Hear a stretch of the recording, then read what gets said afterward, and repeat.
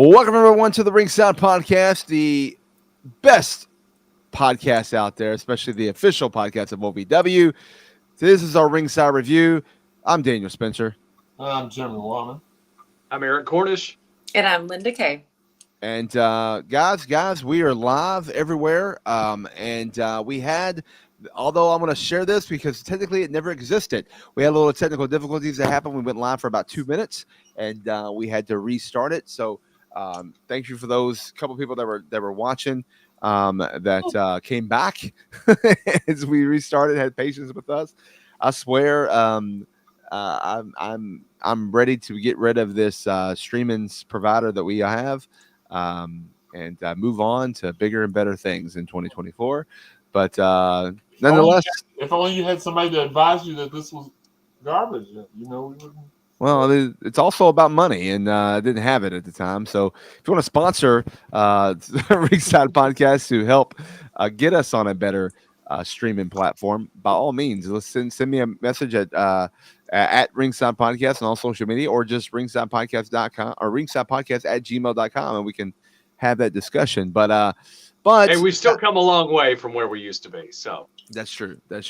But check this out, guys. This is our 2023 Ringside Review.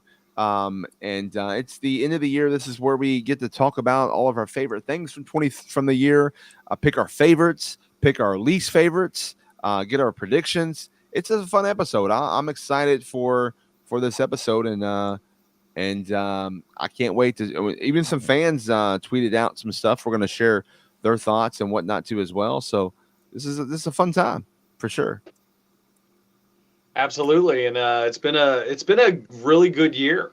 I mean, looking back, like I forgot some of it, but now that I'm looking back, I'm like, there was some really good stuff that happened this year. Yeah, not just for OVW, not just for us, but just of all of pro wrestling. I mean, it's hard to kind of pinpoint to some things, but we had to do it for this special show for everybody, and we'll get started shortly. Yeah, for sure. And guys, once again, I've shared this all the time, and I shared this at the last little go around. But if you retweet, share, post, whatever it is that you do to get the word out there that we are live, we appreciate that, and all the support here at Ringside and the official podcast of OVW. And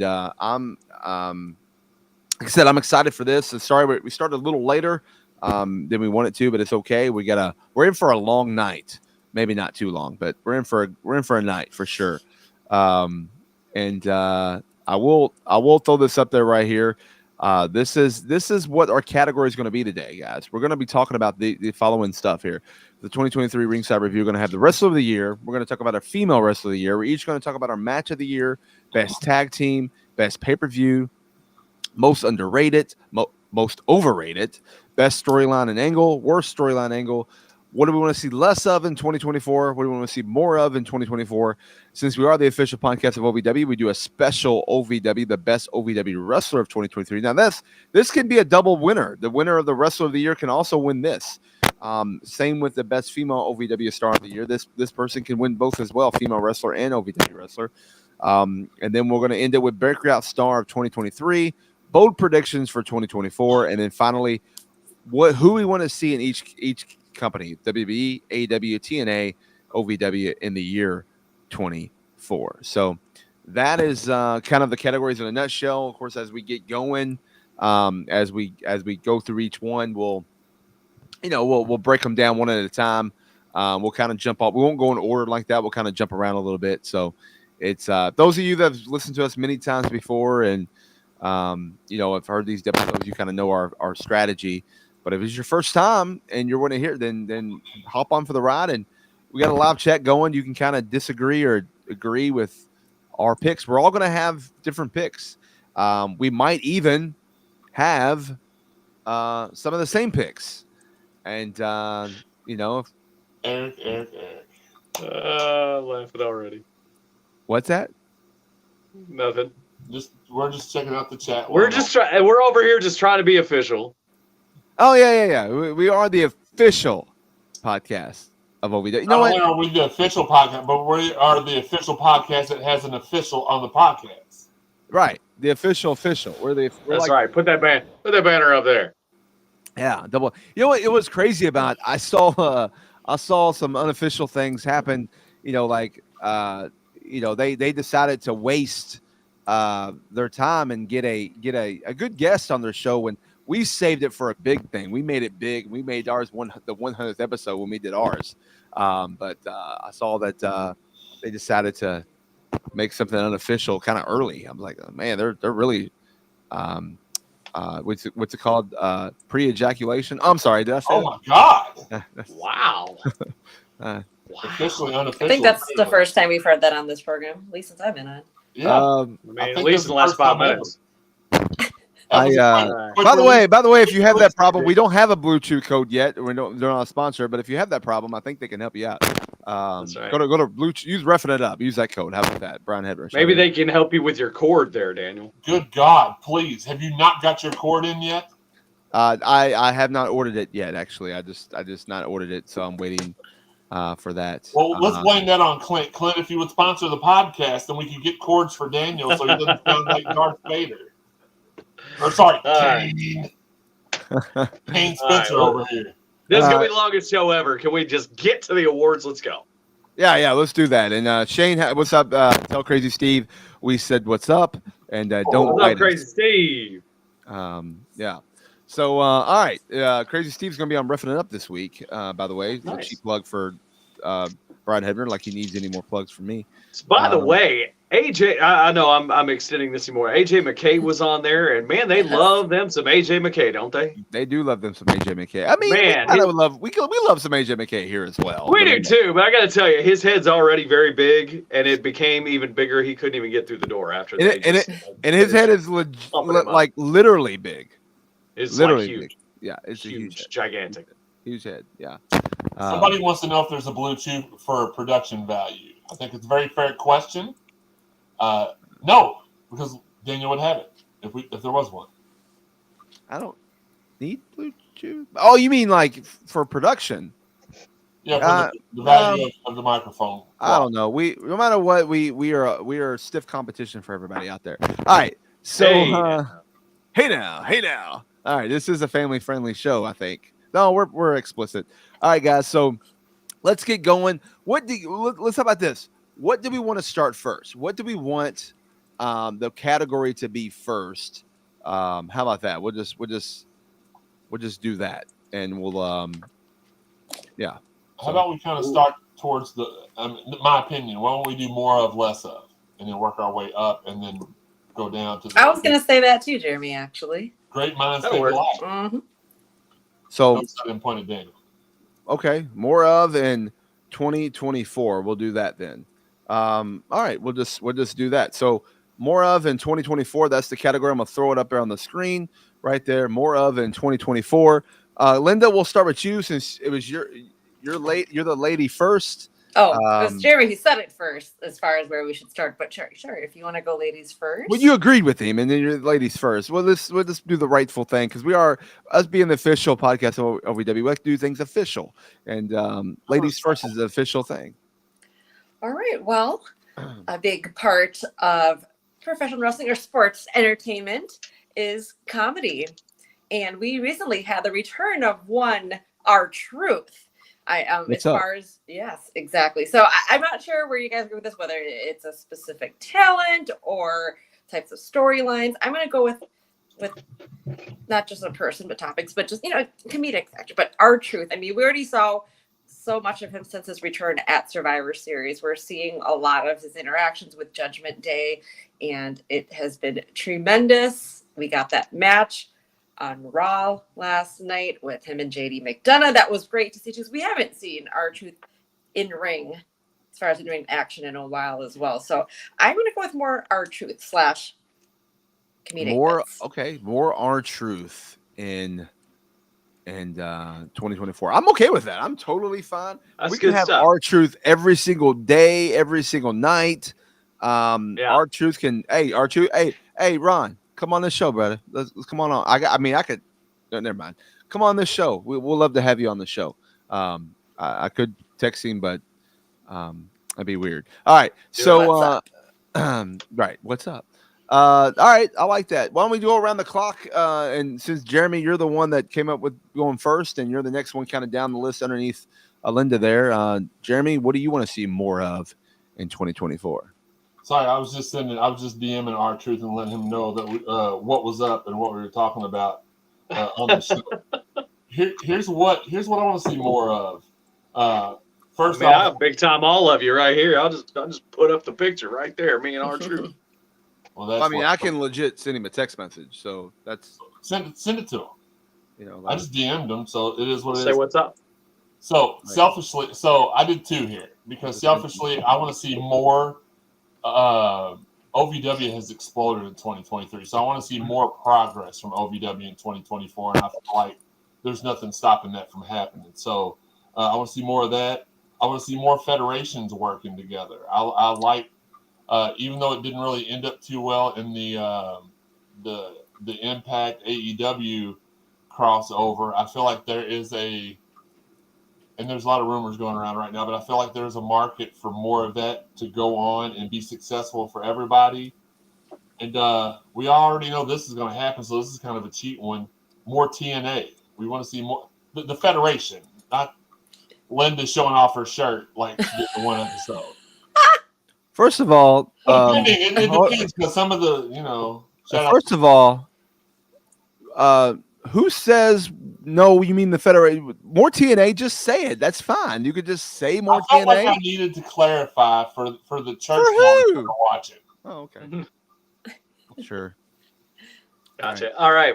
Well, I'll tell you what, Jeremy, as you said, great minds think alike, because I have written down right here, first of all, more WWE playing nice, which they already have. I mean, I think that's been cool because, the Forbidden Door, or whatever you want to call it, has been a lot more, prevalent in other federations. But I think WWE's been playing nice with other people. So I'm with you there. Let's do that.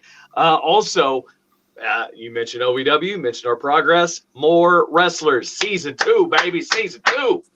Please, let's do it. There you go. That's my more of. My more of 2020. What is going on? Like, did we drank the same water this week or something? Because I say more collaborations in promotions, and I specifically stated in my notes WWE collaborations. I don't know what's up going on, but that's what we want, and that's when everybody wants it. Everyone gets it. All right. What does everybody want? More collaborations. Yeah. And look, just to be fair and very transparent to everybody, we did not check with each other. We never do. No. It's more fun when we do it this way, and it just goes to show you just how in sync. No pun intended. I know Daniel used to be a Backstreet Boys fan, but how in sync we all are. Yes. And I will Justin Timberlake this too and say, and I'm all about season 2. Of going to season 2 on that. So now in the SNL thing, he said we're the dancers, we can be the wrestlers in season 2. There you go. Some of y'all got that joke. Yeah, I get that. Yeah, I like it. Yeah. All right. So let's keep it going. We're gonna go back over to Linda because since we did more of in 2024, it's now time that we talk about less of in 2024. So Linda, take it away. What less of in 2024 do you have? Less gore. I mean, nothing pertaining to Rhino as well. I mean, I know there's definitely an audience for it, and if that's what you love and you want to do, by all means, keep on doing it. I do support what you like, what you want to do. That's cool. But just for me, I mean, I get it is part of certain matches, and hell, there's a pay-per-view or special Blood and Guts. But I don't know, a little bit much this year for me. Again, I can choose to watch it if I want to watch it. If I don't want to watch, I can turn my head. I don't know the I keep saying that the drinking of the blood or the allowing the blood dripping into the mouth. Oh, unexpected for me for this year, but I get it. It again, there's a big fan base for it, and again, supporter of what you like, what you want to do. A little bit much for me sometimes, but hey, that's just me. I get there's blooded matches, but it's been a little extra gory as of late. Yeah. Okay. All right. I'm good with that. I agree with that. Actually, I could do less of that. Jeremy, take it away. Both of mine are actually AEW centric. First off, and I know it seems like I'm harsh on them a lot. It's just because I want everybody to do well. I really do. What we need to see less of for AEW in 2024, first part, less injuries. Injuries have thrown them off the rail multiple times in the last year. They've continued to do so as of late. We want to see less injuries. And for the love of God, my number one thing that I want to see less of in 2024 are Tony tantrums. I don't want to see the little man get on Twitter and attack everybody like he's being attacked personally. If you were doing your job, you'd still have CM Punk. You'd still have Cody. You'd still have all these people you're crying about. For everybody else to take you serious, take your company serious, we have to take you serious. And it doesn't seem like the talent does. It doesn't seem like a lot of even the diehard fans. They appreciate what he's doing for them by providing the payroll. Less Tony tantrums. Because I promise you, Triple H and Shawn and them, they're not sitting in Stanford or Orlando worrying about what you're doing. Stop worrying about what they're doing. Eric, my man. No, I'm with you on that one. But less of, how about this? And I'm not talking about the chief. Less tribalism. Because yeah, we've been harsh on AEW, of course. I'll be harsh on WWE when it deserves it. But this whole idea that my brand is better than your brand, guys, we're all in this because we love wrestling. Okay, we can be critical of stuff, but the whole WWE versus AEW nonsense, just stop. You know, we are lucky to be where we are. Let's go back 6 years ago. Go back 6 years ago and look at where we were. Like, I didn't care to watch wrestling half the time. You didn't have any competition, you know, where people could go and work and make a living. And storylines were awful. And right now, we've got as much wrestling as we can handle all across the board. Every night of the week, you can watch something. So enjoy what you got. Stop the tribalism and enjoy wrestling. Daniel, really quickly before you get started, you know, we always joke, I mean, are very, very serious about the Rocket, the Ringside rub. Since we started this podcast, the wrestling business as a whole has shot to the top. So do we take credit for that too? I will, because I have no shame. I mean, why not? Maybe so. So mine is less matches just to have matches. Like, there's no reason to just put, let's put, you know, XYZ super cool flying awesome dude who has some sort of a name in the indies against another super cool awesome dude that has some name in the indies, and put them together and give them a 15-minute match on TV or paper. Something happened? Sorry, Jeremy's face did this. Yeah, you smacked the microphone again. Oh, sorry. But all that stuff, the whatever, it's like, come on, let's have some storytelling, some building. Let's make these matches make sense. There's nothing wrong with popcorn matches. I'm okay with that when it's a once in a blue moon type of thing. But when it's every single week, every single pay-per-view, it's like, I don't care about so-and-so versus so-and-so. That's why I'm not watching your product.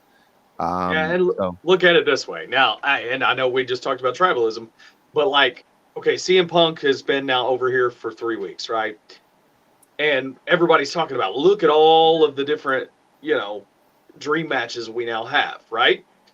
Had this been Punk in AEW, not only would we already have seen him wrestle, but we would have already seen him wrestle at least one of those dream matches cold. And that's a problem with AEW is we've got to, you know, quit putting these matches together that are great, two great competitors, but we have no story. It's just here's what's crazy. CM Punk's very first match back in WWE will not even be televised. It's going to be at the holiday event on December the 26th at the Madison Square Garden. No TV will be there. Then, yeah, social media presence will be there. Yes, you'll be clips and videos or whatever out there. But bottom line is, it will not be a TV-oriented match. And they're not giving away for free because Madison Square Garden is the Mecca, and that's a huge deal. So it's not like it's a big deal. Don't get me wrong. What I'm saying is they're not even giving it away to you on TV. It's you have to be there to see it. And after that, his first match will be the Rumble. That's not even a match. That's a Rumble. So which was basically his last match in WWE. So it's kind of funny. But that is what is going to end up happening, and it's the right build, guys. It's the right thing. Sorry, but it is. All right. So I just want to highlight what Robert Holt just saying about how last match is decided by outside interference, letting performers do what they can without a run-in. I think that's another big point to bring up too. But again, it's different everywhere. It just depends. It depends on what the story is. I don't necessarily think you have to have a clean finish all the time, but make sense. Make it make sense. And I do agree and disagree with that. I agree with you. If you have too many on the same show or all the time, then it gets kind of okay. I'm done with this. But but some stories require it and it makes sense, and I'm totally okay with that for sure. Definitely. All right. Our guy RJK, shout out to him. Less referee blunders in AEW. I say less overall because we got a lot in OVW. I'm not naming any names or pointing in any directions. Sorry, my finger's itching. Less referee blunders in general. I'm joking. Daniel does a great job. Kind of. Sometimes. All right. Anyways. All right, guys. Let's move on to our you ever seen a 6'7" dildo before? Just real quick. 6'7" dildo. I don't know what that's about. The chat line. What an insensitive comment. You can go Paul Peter yourself for all we care. All right, so why don't we do this? Why don't we do the best tag team? And Jeremy, we're gonna take it off. You're next in line. You'll lead this one. So we'll go ahead and jump right into the best tag team. Jeremy, who you got? I don't know how anybody can deny what's going on right now. It's the Judgment Day. Any combination of them have just been on fire this year. Rhea's been a great leader of that group. I've got them for my WWE best tag team. I have got the Outrunners as my best AEW tag team, baby. Let's go. And OVW, obviously, is the Golden Lions. Uh-oh. He's spinning. Sorry, I was spinning like the Outrunners. All right. Yeah. He's outrunning out there. Or he's running out, one of the two. So yeah, I mean, I can't deny the Outrunners are doing great things, not only in OVW, but NWA and Ring of Honor and everything. So way to go, those guys. My other honorable mentions, it's hard to deny the Judgment Day, which was what you said, but I'm going to put them in the honorable mention along with. I didn't like it when it first started because I thought it was going to lead to just another swerve, and maybe it will. But the MJF and Adam Cole pairing, I really, really like. But my winner, and it's kind of a unique tag team, and maybe more than a tag team. You might argue that, but there's no room for faction here. I'm going with Damage Control. I really like this version of Damage Control. It just kind of hit me out of nowhere. It's like, I like this team, and I don't think Bailey's going to be in it forever. And I like that too. So, but I really like it. I'm going with Damage Control. I think they've had a heck of a year, and yeah. So that's my pick. So I too definitely picked the Outrunners and talked about the Outrunners because they are the youngest men alive, and why not, right? But there was getting younger every day. Every day. Benjamin Button, eat your heart out. But there was another tag team that I really enjoyed and thought was great, and it's going to shock you all. It really is. But Chelsea Green and her tag team partners. I can't disagree with that. No. Chelsea's great. It was awesome, and I'm disappointed that they lost this week, but it's okay. I have faith in Chelsea. I have faith in what she can do, and I believe she's gonna get that. She's gonna demand to her manager, or that person's manager, to get those get a rematch, and she's gonna get those back. And yeah, so Chelsea Green and her tag team partners. That's it. And like I said, Outrunners would be very, very close second, and that's what I got. So let me just, I want to go back real quick because, sorry, Linda, to cut you off here, but last year when she came back to the Royal Rumble, how many people like just crapped all over her appearance in the Royal Rumble, showing up and getting tossed out in like just a couple seconds? everybody, And, but like, it was meant to. Everybody wanted to crap on that. It was so and it's perfect. been the greatest. Yeah, So perfect. it's awesome. I mean, she then got a match at WrestleMania in that quick amount of time after her return, so that's huge. But speaking of WrestleMania, let me rewind a little bit. Honorable mention, definitely the Outrunners. I mean, big things happening for these young men. So much happening for them in all the different promotions. But I want to pinpoint a tag team, and perhaps being there at Mania and feeling that emotion, getting that build up. Sammy and KO. Not only did they become the undisputed tag team champions at WrestleMania, but just everything that happened to Sammy leading up to that moment, bringing on his best friend to defeat the Usos, who seemed unbeatable at that time. We know about Sammy and KO and their friendship in real life, but just seeing that play out on the biggest stage in the main event of WrestleMania, and just the feels that night, I'm gonna go with Sammy KO for best tag team. Okay, all right, like it. I like it. By the way, I don't like Halloween or mangoes. By the way, just want to make that comment. Oh, okay.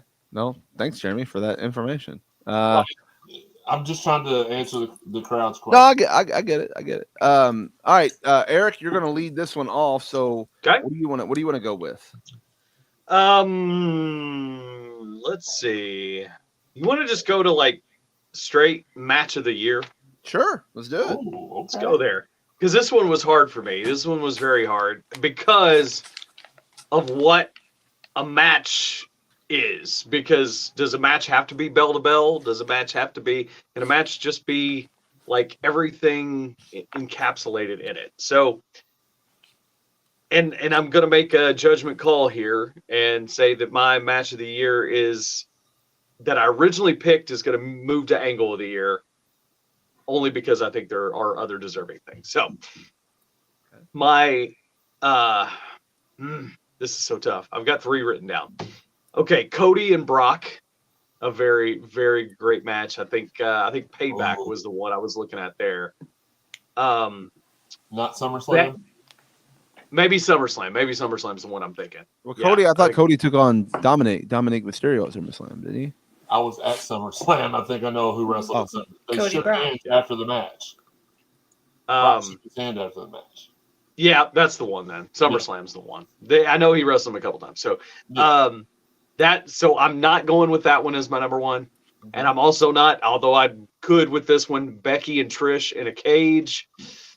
That one was at Payback. That one I could have gone with. But the number one, this is Cody and Jey Uso against the Judgment Day. That one to me, and that was at SummerSlam, correct? Yeet. No. Fastlane. Fastlane. Indianapolis. Yeet. That was the yeet. Yeah. That one, great match, kicked off the show. It was amazing. All right. I got my match of the year. Look, I'm gonna be a little biased on this one. I kind of had a front row seat to it. All right. And pretty front row, like I was actually maybe in the car with them. It was I'm gonna say Will Ospreay versus Speedball Mike Bailey at this year's Bound for Glory. It's the first in many years, not that it matters, but it does, I guess, in somebody's world. The first 5-star review in a long time for TNA Impact. And and yes, I was the referee for it, and it made it special to me. So, but that has to be my match of the year, and that is. So there you go. For me, I am going to go with the San Juan Street Fight at Backlash between Damian Priest and Bad Bunny. I mean, just talk about the reactions. If you want pops, there was pops galore for you on there, but also just, I mean, the build up to that. I mean, getting Bad Bunny in on Raw a couple times as well, not just having this appearance at the pay-per-view and just gonna have this huge match against Damian Priest. There was that build up, which was great, and just seeing what Bad Bunny could do. A lot of amazing things happening in that match, and a lot of surprises. That might lead to another one of our topics here, but I'm going to go with that San Juan street fight. Not bad. It's a good one. Solid one. This one I was considering as well. I've got a couple. Like Eric, I like to give honorable mention. My honorable mention is the Usos versus KO and Sammy. That was a great match. Was that Mania, right? Mania night one. Yep. Night one. It main evented. My second place is the match that AEW fumbled big time. They did no promotion. They announced it on Wednesday. It happened on Saturday. It was MJF versus Kenny Omega, the best wrestling match they've had all year long, bar none. Yeah. But for me, it was everything surrounding it. It was the returns. It was the fake out at the end. It was War Games. The return of Randy Orton. Them going off the air, CM Punk returning. I'm getting chill bumps right now thinking about just the feeling I had as I was about to turn the TV off, thinking it was over, and then the music hit. It was a moment that will never be recreated ever again. Yeah, that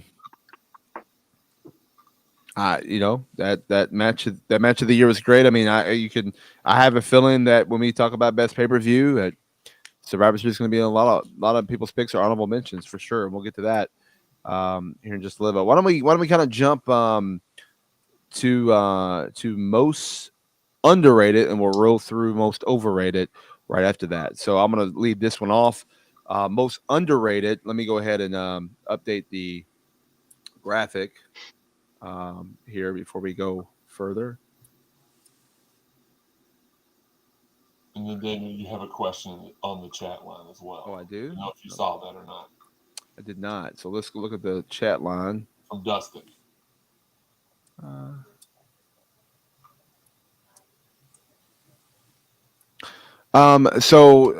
Good question, Dustin. Does anybody know what seats are wheelchair now don't have a seat online? Yes. So general admission, you would be able to get wheelchair seating. There's two sections right there that's separated for that. So as long as you buy general admission, and you will get they're the same price allocated for that, or just buy general admission itself. But yes, there should be. It should state that on the line when you go to buy the wheelchair seating. It should state the general admission pricing. If it doesn't do that, it just buy general admission and you're okay. So there we go. Good question. That's for OVW at ovwrestling.com. By the way, use promo code Ringside and save you some money too as well when you do that. All right. So most underrated. I'm going to say this. He was on the show this year. We actually started off the year with this person on the show, and he's one of my favorite people to get in the ring with. But really, truly, and I'm saying this overall, and he was misunderused when he was in the WWE. He's doing a lot of great things at TNA Impact and on the Indies as well. But the most underrated to me for 2023 has to be Steve Maclin. Steve Maclin is just, again, he's a talent that just goes above and beyond, does some amazing things. And yes, I know he was the champion for a hot minute at TNA, but you know, they kind of used him as a hot potato champion, like and that's not who he needs to be more than that. So I'm throwing Steve Maclin out there. That's my pick, and I'm sticking to it. Maclin, great one. I'm going to go with someone who's showed a lot of what they can do outside of what they do outside of WWE, that being Logan Paul. I know he's had a lot of marquee matches. I've been to a few of them live. I was at SummerSlam last year and this year. So maybe that kind of helps, guide me to choosing Logan Paul. But I guess it's just, one of the things where it's someone that's comes from outside of wrestling, whether you're YouTubing or boxing or any other things outside of wrestling, and maybe the fans just may not be as supportive, may not want to attach to you quite right away. But I think seeing more and more of Logan Paul and having him as this U.S. champion, and I think, just having this tournament right now to determine who will be the number one contender for Logan Paul just puts more of a light on him and allowing us to see more of him, whether it be promos or just more in-ring action. So I'm going to go with Logan Paul. I think he can bring a lot. He does a lot, and we're going to see a lot more of him next year. He's rated high in my book. I think, with only 8 matches in, I think he's going to be okay. Yeah, he's going to be all right. No, answer your question, Daniel. No clue. It's probably Ryan, for all I know. My most underrated is a guy who I started watching in Lucha Underground. He moved on to NXT, got caught up to the main roster, didn't get too much of a run there, but he is absolute. If you had a most improved or a player of the year candidate, it's got to be Swerve Strickland. Amazing character development. He has shown us things this year he's never shown us before. He showed us he could be a leader of Hit Row. But this year he's just doing things that you never would. If you'd have told me at the beginning of the year that him and Adam Page would have had as good of a knockdown drag out feud as they've had, I would have told you weren't telling me the truth. So that's mine. All right. You know what? I think that's a good pick, but I'm looking at more guys because I think he's really shown, in AEW, like we talked about, some people just shine better in AEW, and I think he has, and he's been used pretty well. I'm looking at more of the guys that have maybe gone to AEW and didn't live up to the potential. And the guy that I'm picking is a guy that we said this about in WWE time and time and time again. When will they ever realize his true potential? And he gets up and leaves to maybe get a better shot at AEW, and he's in the same spot. And I'm talking about Claudio. He had the Ring of Honor title, whatever. What does that even mean anymore? There's so many titles over there, what is it, But I just don't think he's in any better situation now than he was in WWE. And had he stuck it out a little bit longer, he could have been at the top of WWE. But a lateral move, in my opinion, and still just insanely underrated for Claudio. And my honorable mentions on those, there's a couple that are underrated now, but give them another year and we may see more out of them, being Butch, one of them, and the other one being Ludwig Kaiser. I'm very impressed with him, his mic skills, his personality, and his in-ring skills. And I think we'll see a lot more out of those two in the next year. All right. Well, I guess we're now leading into what's considered the most overrated. And this one was something that, I had to think about. Like, I had to really look into it. And believe it or not, there was only one group of people that I was looking at from one organization, because I think that there's not too many people overrated in WWE. There's not too people overrated in TNA, and there's not too many people overrated in OVW. But then there's one company. There's a lot of overrated people, and I'm gonna have to go with Danhausen. I just I'm all about slapstick kind of stuff and unique and different things. I love when Bray Wyatt kind of took it to a different level. I didn't like him when he started, but then also became a big fan with him when he did the Fire Fun House and all that kind of stuff.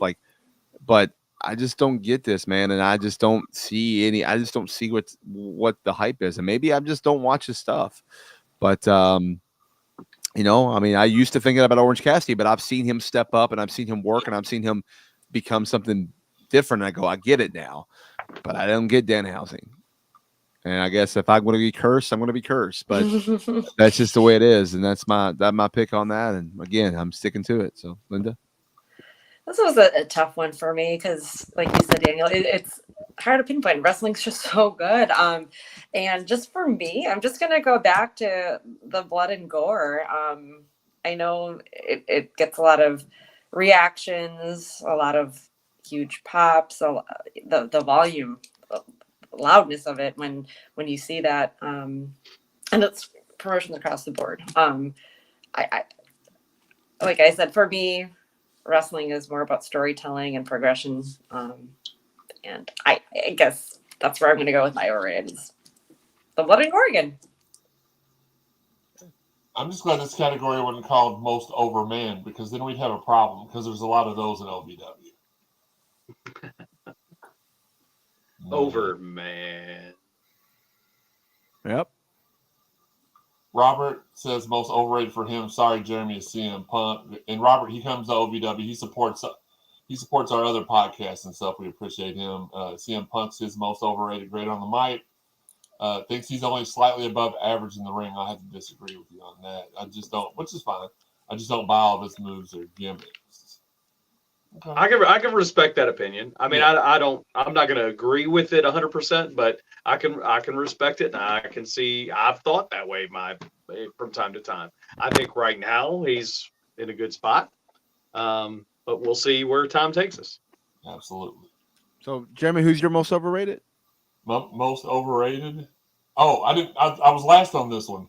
Well, my most overrated was I not last on this one, or am I? No, we're going in order. He's okay. I started Sorry. it. Yeah. Sorry. Okay, my most overrated was somebody else's most underrated. It's Logan Paul. I just don't. I mean, I get that he's had a couple of really great matches for a celebrity that's come in, but he's got the championship already. There's people that have been fighting for years and years and years, and I get it. He's got 11 billion followers on social media. So from a company standpoint, very smart to put the title on him, because you're going to get eyes you never had before.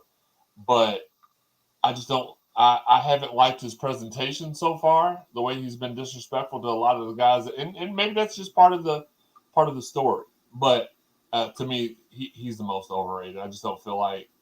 But I'm old. We talk about this all the time. I'm old school in thinking. I feel like you should have to pay your dues before you get a title anywhere, and he's just not been there that long. Yeah, I'm gonna go more with Linda than with you, Jeremy, on that one. I mean, yeah, I don't like him. I personally am not into him and what he does and his people on the side. But I don't care how many years he's been in the business. He's better than more than half the roster of any company when you get in the ring, and understands not just doing the moves but telling the story. And I like Logan. He's won me over.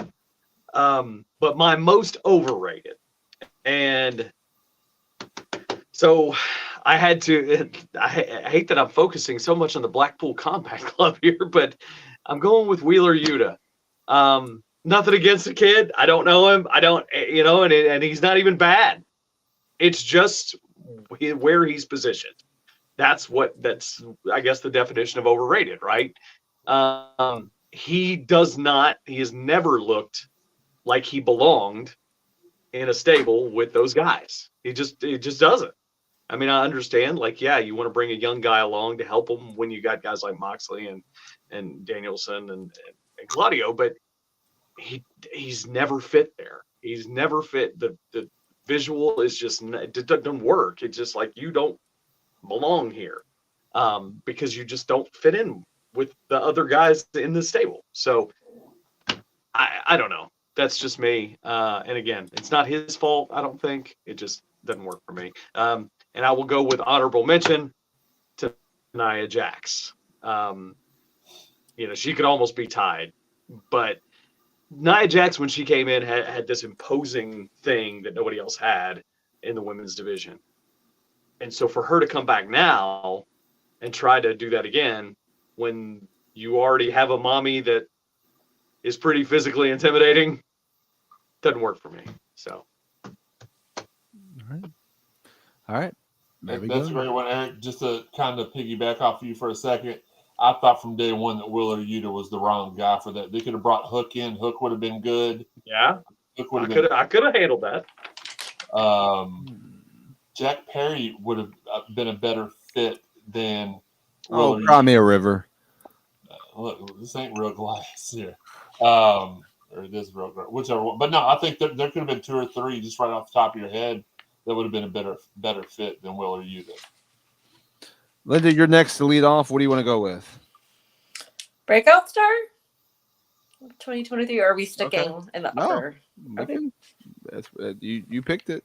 That's what we want. So breakout. Let me type it up here. Breakout Star of 2023. All right, Linda, who you got? Who's your breakout star of 2023? I mean, it's been around for a bit. An honorable mention, a close one for me would have been Dominic Mysterio. I know he's been around for a while, but just the new Dominic with Judgment Day. So it was a toss-up for me, but I am going to go with the leader of Imperium, Gunther. Ever since the showing at Royal Rumble, being number 1, being in the whole time, and just having, I mean, even that face-off we had with Brock Lesnar in the ring too. I mean, I think that brought some more eyes of like, this Gunther guy. I mean, unless you've seen him, in NXT as Walter, I think he's always been physically tremendous, and now being the longest reigning Intercontinental Champion, and I used this earlier when I was talking about the Usos, he does seem unstoppable. So just the momentum he has right now, and he is the true leader of Imperium. I mean, just look how he leads, guides, directs Ludwig and Giovanni. So I'm going to go with Gunther, Breakout Star of 2023. Great pick there, Linda. For me, I've got Jack Perry. No, it's not Jack Perry. I've got Swerve Strickland again. I feel like he has just kind of changed the game. When he come out before, I didn't care, and it's got nothing to do with the swerving while you drive dance that Prince Nana does. Reminds me of a new age Brian Pillman, if that makes sense, and not like Lexus King, but a new age Brian Pillman. So that's who I'm appreciating right now. And Gracie, our own Gracie, like she's a breakout star on Netflix. So shout out to her. But yeah, that's who I've got. I had a third one, but you all will kill me if I say it because I just called him overrated. But it's Logan Paul. He's again. You can smash it, in my opinion, and still be overrated. He's hit it out of the park. Him and Bad Bunny both have hit it out of the park every single time they've gotten an opportunity. So that's me. That's who I got. Yeah. I've got a couple here, and then I've got who I think is the overall winner, which I'm surprised neither one of you said. But let me go for my honorable mentions here. Jey Uso, first of all. I mean, how hard is it for, a guy that's a twin that has been in a tag team for 10 years to break out and become his own man? Jey Uso has become his own man. And now he's got a completely different personality from his brother, to put him on a different show. And it's a risk to put him on a different show, turn him babyface where you got his brother on the other show as a heel. But now people know who Jay is and know who Jimmy is. When I think for 10 years, they didn't know, they were just the Usos. You know what I mean? So that's a big deal. And my son, who's a new wrestling fan, loves him. That's going to be a theme here on these guys. Second one here, and I wasn't even going to put this guy on here till last night. So my son, who I just mentioned, brand new wrestling fan, he just now started paying attention. And last night, I think I asked him his top 5 wrestlers. And just off the top of his head, who are your top 5 wrestlers? All 5 wrestlers he mentioned are wrestlers that have been with the WWE 15 plus years, which shocked the hell out of me. But this guy is who he said he really liked and was looking forward to his match last night. And this is what really opened my eyes. He said The Miz. An 11-year-old kid picked The Miz as one of his favorite people and was hoping he was on the edge of his seat hoping he would beat Gunther last night. That's awesome. That's a breakout for me because where's The Miz been for 15 years? He's been in the same spot. You know what I mean? And so for a kid to just watch this entire product, he could say Ricochet, he could say Logan Paul, he says The Miz. That's a breakout for me. But that's not my number one. Number one is also my son's favorite, next to John Cena. And, I mean, it has to be the breakout star of the year, L.A. Knight. Yeah. Gotta be LA Knight. Yeah, look where he was last year. He was just coming off of his Max Dupree character and wrestling in a blacklight arena. So to where he is now, LA Knight's got to be the guy. Very good pick, y'all. Very good picks. Daniel, who'd you have? So my breakout star of 2023, I got two of them. I got a man and a female. Okay. I'm gonna go with my man, and that is Logan Paul.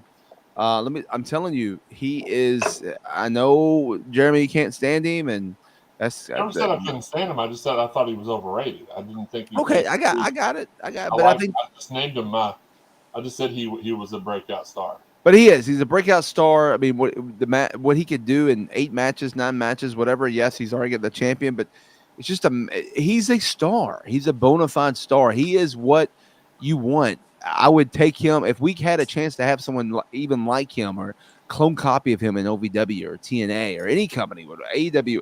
They'd be dumb not to take somebody like him. He literally like walks with charisma. He's oozing charisma out of him. He's going to be somebody huge and big in the wrestling world. We're going to look back and be like, man, you're going to name people that came from the other side of the world that came in. You're going to name a Kurt Angle, Ronda Rousey, Logan Paul. Those names are going to be listed in those categories of how big, how well they adjusted and how much of a star they became. And then the female I'm going to pick is Trinity. And the reason why is because, yes, I know she was in WWE as Naomi. I know she will, they had the whole thing and they walked out. But let me tell you what, yes, I know she's my friend, but bottom line is that she legit came in humble, came in ready to just do what she could to kind of, do her own thing and put her name out there. But also just to show that she does glow. No pun intended, but she does. She. It's just amazing when she steps out there how much also charisma and things that she has too as well. And again, she glows, and I know that's her gimmick, but it's really not. It's who she is as a person. And to me, she was an amazing breakout star for Impact TNA in 2023. And I hope she's not going anywhere. In my opinion, I mean, if she goes to WWE, she deserves it to go back, but I hope she doesn't go anywhere because I kind of biased. I want to keep her on board at TNA, but that was my breakout stars of 2023. Good, all great picks. I don't really disagree with any of them. Jeremy, you lead the next one off. What do you got? Let's see. Which one do I want to rock with? Best storyline, worst storyline. Mini money mo. Let's go worst storyline. So that means that we're going to go right into best after we're done, and we'll keep the same rotation going. So Jeremy, you'll lead off on both of them. Okay. All right, go ahead. Worst storyline for me or Angle. Cody not finishing the story. I really felt like he deserved, after the work he'd put in the prior year with his pec tear, him leaving AEW to take a chance to come back. I felt like he deserved to finish it. We don't need a 4,000-day reign as champion to know that Roman has just absolutely murdered it and done a great job. That's awesome. I know they probably are trying to get him to beat a couple other guys' records before they let him drop it, but I really felt like they missed out on a huge moment by not letting him finish the story. And then on the AEW side, I feel like, and this isn't really a storyline or an angle, but their women's division has been abysmal this year. As far as, and not like top to bottom talent, but as far as progression, there's not really even been a women's storyline other than Timeless Tony Storm, and that's not really which, by the way, could have been my honorable breakout of the year too, as well. Star of the year. Tony, yeah, for sure. But they're just not doing anything with all the fantastic women wrestlers they have there. They're dropping the ball big time. So that's my worst. I got you. And I kind of agree with you there on the women's division because the title just bounced around from person to person, and it was kind of tough to follow for a while. My worst, and this was only because of I didn't think it was that awful when it happened as much as some people did, but the fact that what we now will look back on it as it's bad, and that is the Pitch Black match with Bray Wyatt and LA Knight. I didn't think it was an awful match. I didn't think the story was that bad. It was a little off the wall. But the problem is we're always going to look back at that, and that'll be the last thing we remember Bray Wyatt as, and that's kind of sucks. So to me, and just maybe not the worst storyline, but the worst story is that we lost Bray Wyatt, and that too, I mean, is an unfortunate event that happened this year. So mine, I'm going to go with, and there was quite a few in this company, but the one that just was weird, and now I guess it never was going to get to finish based on what happened. But this whole Jericho, Kenny Omega, then you bring in Big Show as part of this Don Callis and his I love Jericho, man. I almost think everything Jericho touches has been gold, but it just didn't do it for me, man. I just was like, I'm not into this storyline. It's not must see TV. I just want to sing Judas and move on. Like, what do you mean based on what happened? Did I miss something? Well, I mean, supposedly, according to the interwebs, Kenny Omega's injured. Oh, okay. So you're saying as far as the story, the story was wrapped up because they're feuding with Bill and Ricky now. So that's but their whole tag team, them coming together, and like it's I don't believe it was the ending was going to be they're going to be the tag team of the year and go on and become the greatest tag team of all time. I think there was more to something's going to come from that, and maybe we still get to see it. I'm not saying we don't ever, because once he comes back from injury, it's time to you can always put him back in there. But it just the Winnipeg Jets, okay, great, but whatever. Is that what they called themselves? I don't know, but it just didn't make no sense. Right.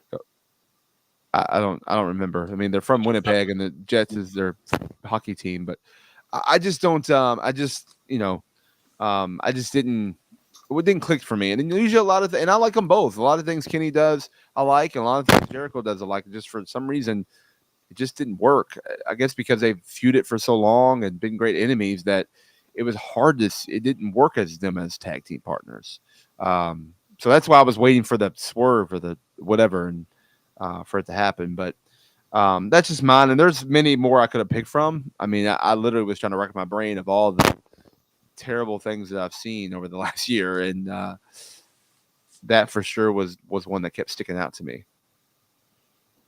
Hey, Daniel, do me a favor. For Christmas, I'm going to buy you a new cord. Send me a link for the darn cord. I'll buy it for you tonight. Rush ship it to you for the next show. So. Best storyline to me in Angle. Oh, wait, hold on. I'm sorry. That's all right. My answer's really quick. My bad. Oh, no worries, Jeremy. Based off just what I watch regularly, I gotta say nothing, because pro wrestling is the hottest it has been in so long. They'll just keep it at that. I'm enjoying what I'm seeing. All right. Okay. Awesome. Like, just when I think a better answer can't come up, she changed. What is it? When they think they've got all the answers, you change the questions. That's how Linda is for the show for us. Best storyline for me, until something knocks it off, it's going to be the Bloodline in WWE. They keep adding new layers to it. They keep peeling some back. Now we're seeing Solo and Jimmy get a little bit of tension because Roman named Solo the heir apparent. That's going to be the best thing until it's not the best thing in WWE. For AEW, for me, it was Adam Cole, MJF, Brochacho's storyline. It got me invested. It got me to care. I bought the pay-per-view in London so I could see one of them turn on each other at the end. It didn't happen. I tuned in more and more. I mean, MJF is the must-see part of AEW right now. If they lose him, they're going to be in a lot of trouble. But for right now, those were my best from each of those two federations. Yeah, I think you could say that, a good storyline is the fact that, AEW sold as many tickets as they did in the UK. I think that's a storyline within itself. So congrats to them for that. But my best storyline of the year, like you said, it's the Bloodline storyline, and most specifically, what I was going to pick as my match of the year, but it's not so much the match as it is everything that happened at the end of the match, and that was Roman Reigns and Kevin Owens. That led to the Sami Zayn turn, that led to Jey Uso walking out and not knowing where he was. There has been no more drama in the world of wrestling than that moment early this year. So while I do think that the Bloodline storyline is kind of cooled a little bit, there's always time for it to come back with new layers, as you said. So I think the first half of the year, especially, nothing better than the Bloodline, and it just keeps on going. Yeah, I mean, I'm same boat. Bloodline 2. I even have Sami Zayn because that whole beginning of that story, how what you were talking about, Eric with Cody with Kevin Owens and stuff too. Like, yes, it's for sure the Bloodline. It's still going, and it's still the greatest story on there. The only thing that I thought that honorable mention that was a great story, somebody brought it up earlier, was MJF and Adam Cole. Like and we'll see. Where that ends up going, and I don't think it doesn't overshadow the Bloodline at all, but it's definitely making other companies watchable and entertaining, for sure. But yeah, I'm with you all. Bloodline, Linda. Yeah, I mean, obviously, Bloodline huge. Said it before. Things that just get you so emotionally invested. I'm going to mention them. I'm also going to mention more interest I'm having with Judgment Day, the whole thing with Damian Priest. And I still say, I don't think that contract is in his new briefcase. I know JD McDonough came on board, and now he's officially in Judgment Day. Despite losing to R-Truth last night, he is still officially in Judgment Day. I think there's still something more to come with that. But I'm going to keep my the best storyline close to home here. I'm going to go with the love story of Aaron Greider and Freya the Slayer. I mean, just again, I brought up the comedic factors. Right? We had all the vignettes. We had footage of dates, the awkwardness, them getting caught throughout the arena doing one thing or another. What we won't know because we don't know, and it's not going to happen because we had the wedding that unveiled what Aaron Greider had going on behind the scenes, and that then led to Freya then coming back from heartbreak, facing the Bad Girls Club, getting her groove back, if you will. And that one just was one that had a lot of layers as well. It could have gone many directions, and just being there to experience all of that as well meant a lot to me as well. I'm going to go with the love story of the year, of the decade, of all time, maybe. I don't know. Freya and Aaron Greider. All right. There we go. Eric, you're up on this one. Before we go to the best of wrestlers, we only really have kind of one more left before our final prediction. So do you want to, I guess, you take it away on best pay-per-view? Yeah, we got pay-per-view, and then we got to get to our OVW picks too. But of course. Yeah, let's go. Pay-per-view of the year was very tough. I mean, WWE especially had a lot of great pay-per-views. I'd even throw in, of course, the big Wembley Stadium show was awesome for AEW. But I just strictly because of the atmosphere of the pay-per-view itself, and some of the matches were really great too. I'm going with Backlash. I could have put this in my more of. Let's go back to places that we don't normally go, like Puerto Rico. My gosh, what a crowd. What an awesome show. It looked great. It sounded great. So just for that sheer factor, I'm going with Backlash.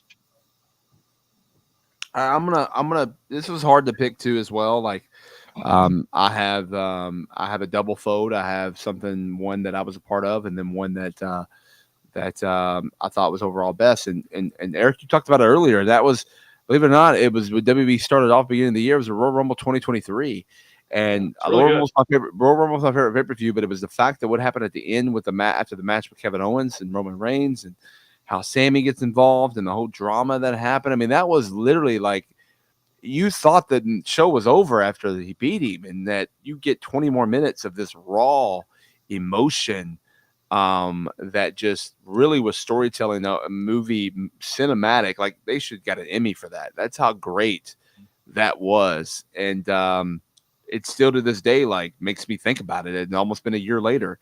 So that's for sure the best pay-per-view of the year. The only thing that I say just personally was Bound for Glory 2023 was a pretty cool thing. And the fact that all the matches we had, everything, a celebration of Impact, and then the announcement of going back to TNA at the end was pretty cool to be a part of and see the place go nuts.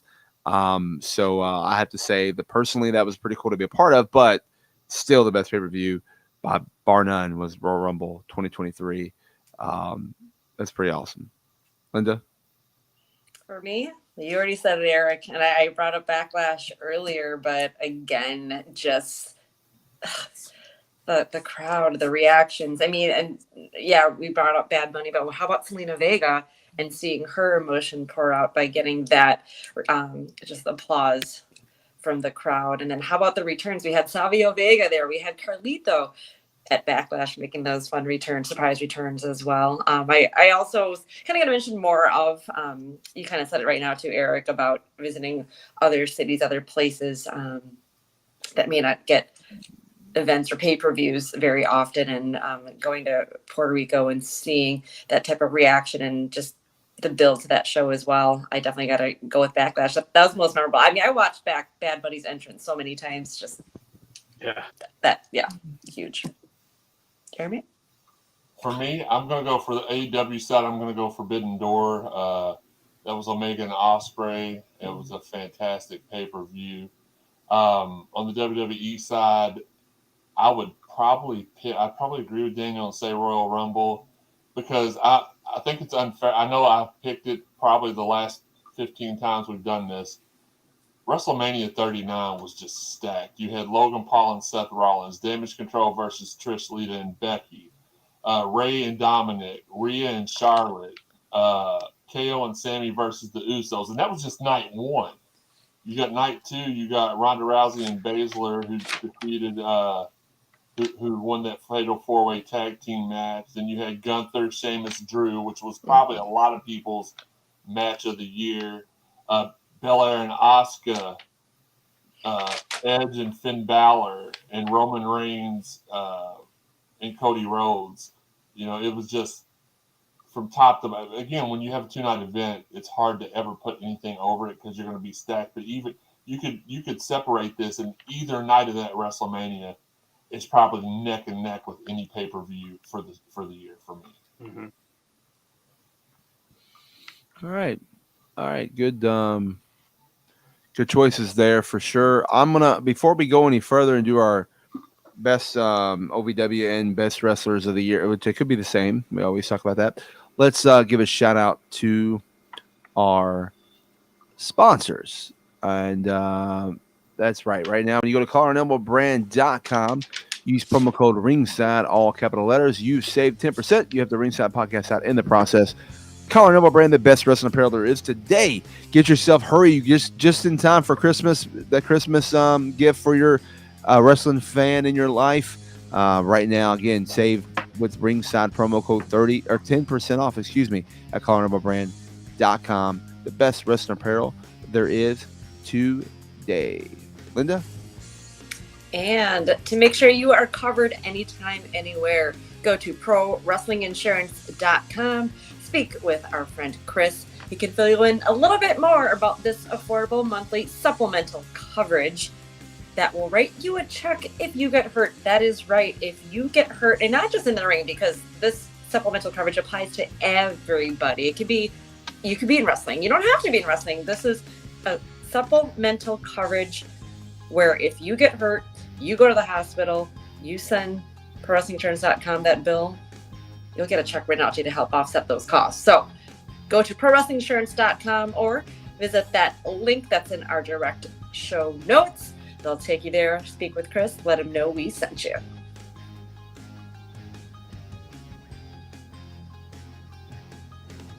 You know what? Let's talk about Santa Claus here for a second and what Santa Claus might bring you.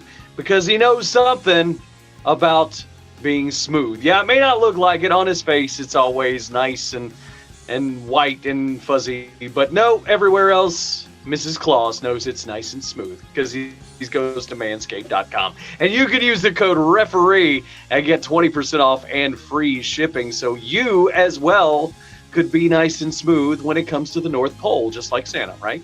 So definitely check it out. The performance packages out there, including the new 5.0 lawnmower, which has interchangeable heads. You got the clipper head. You've also got the foil head. You can get a closer shave where it counts, plus lots more tools you're going to love at manscaped.com. Promo code referee, get 20% off and free shipping. Get it now, just in time for the holidays at manscaped.com. Shout out to our fine friends at Cap Gold Championship Belts. To get your dream championship made, contact our guy Abdul and he will set you up immediately.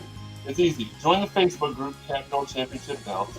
Tell them the current title you want or design that you own, and Cap Gold Championship Belts will make them for you. They're made with high quality and great customer services provided. Just send a message to Abdul to start your consultation today. Cap Gold Championship Belts. Get your dream title today and mention Ringside Podcast for 15% off your total order.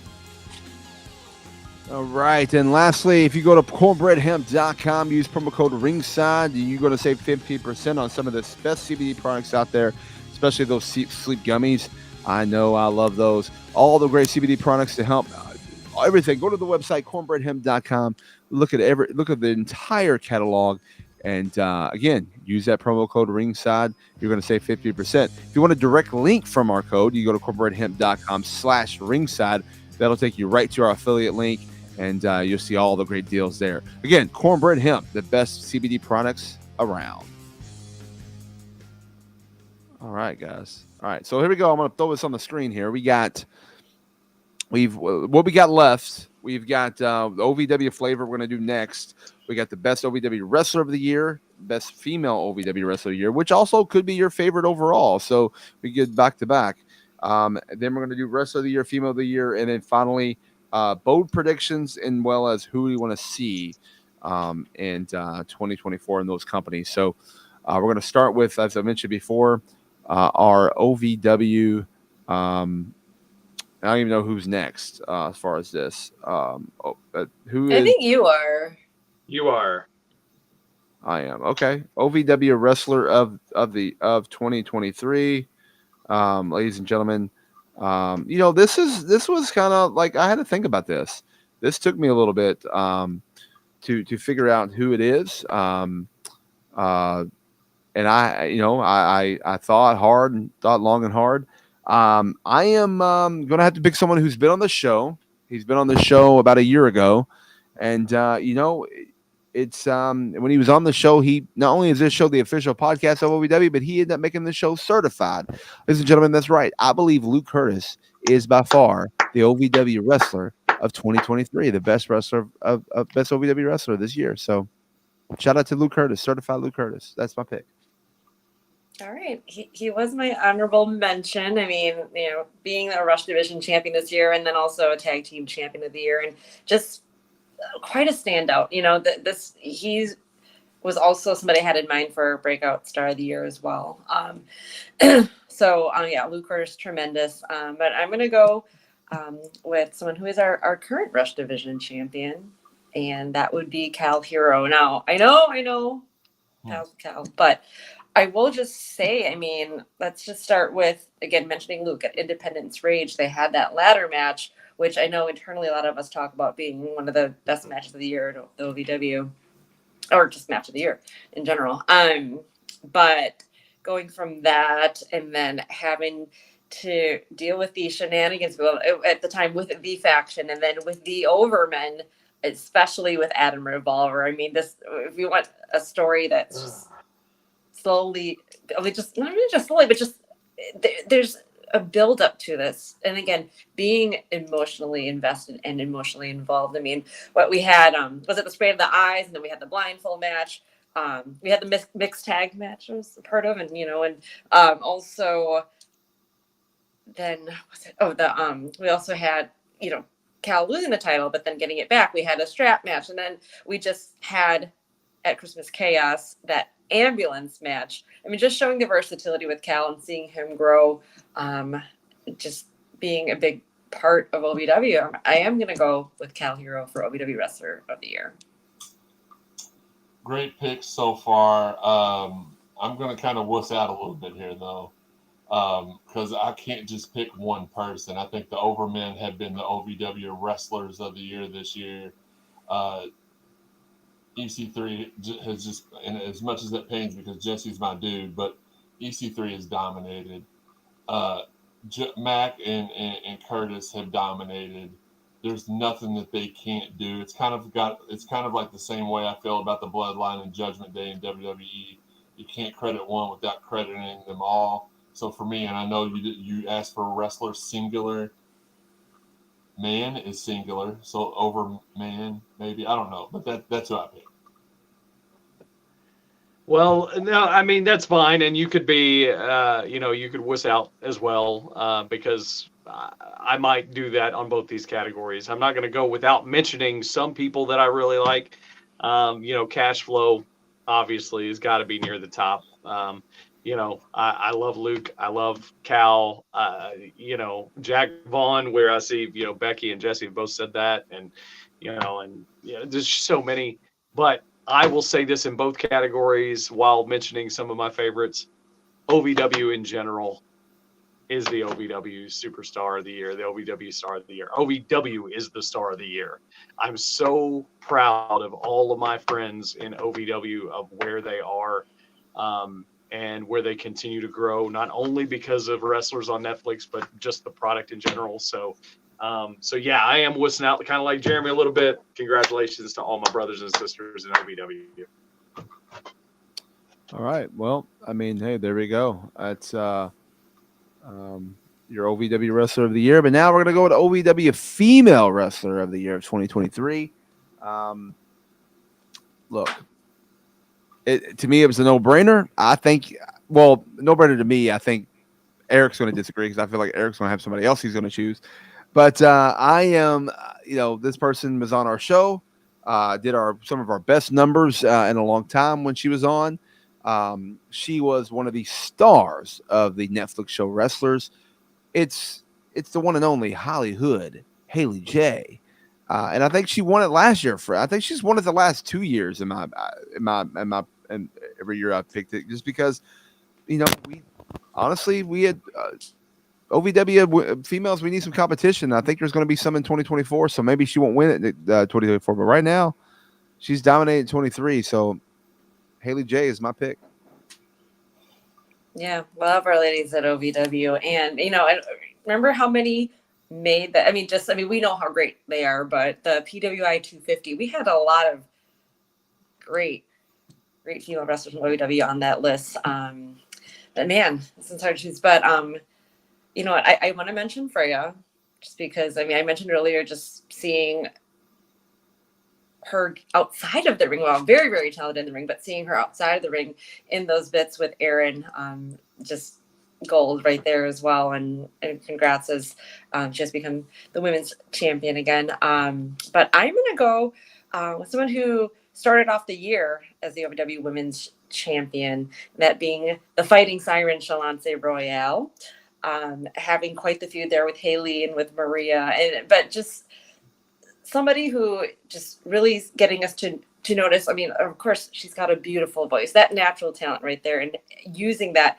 in the ring, keeping the crowd entertained, whether you boo her, whether you cheer her, and just her interactions with her legal representative, PJ Jones, as well. I just think Shalance is very, very well-versed, and whoever she's feuding with, I think it's been very entertaining, and I just see a lot more on the horizon for Shalance.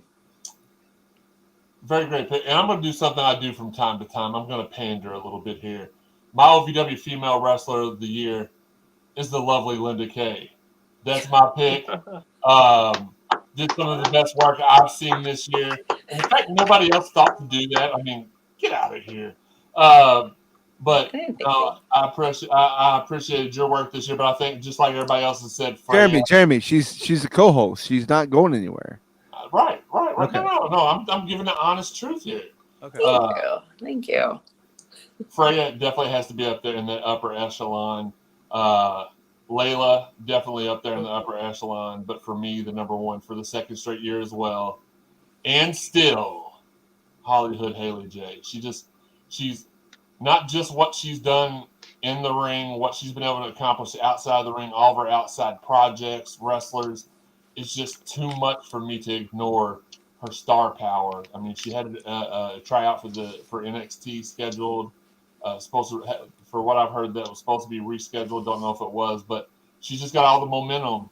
And until she doesn't, she's still the best to me. So that's why anybody but Tiffany Nieves is my pick for OVW female wrestling. Oh, You just make Clint mad. We just lost Clint as a fan. That's fine. He's She gone. was very, very rude to my niece, so I'm never going to forget that. That's a grudge for life. My niece can't even go to the bathroom by herself, by the way, but she got verbally accosted by her. So, anyway. Oh, Lord. Eric, my man. All right. So, so now I'm going to say the same thing once again. I'm happy for all of my sisters on the female in the female locker rooms. Matter of fact, one of the best female locker rooms there is anywhere. And Linda, yes, you being a part of that, Freya being a part of that, who I picked last year, Haley, who has brought so many eyes to our product, and she was the number one, most featured in wrestlers on Netflix, and for good reason, because she has an awesome story and because she is who she is.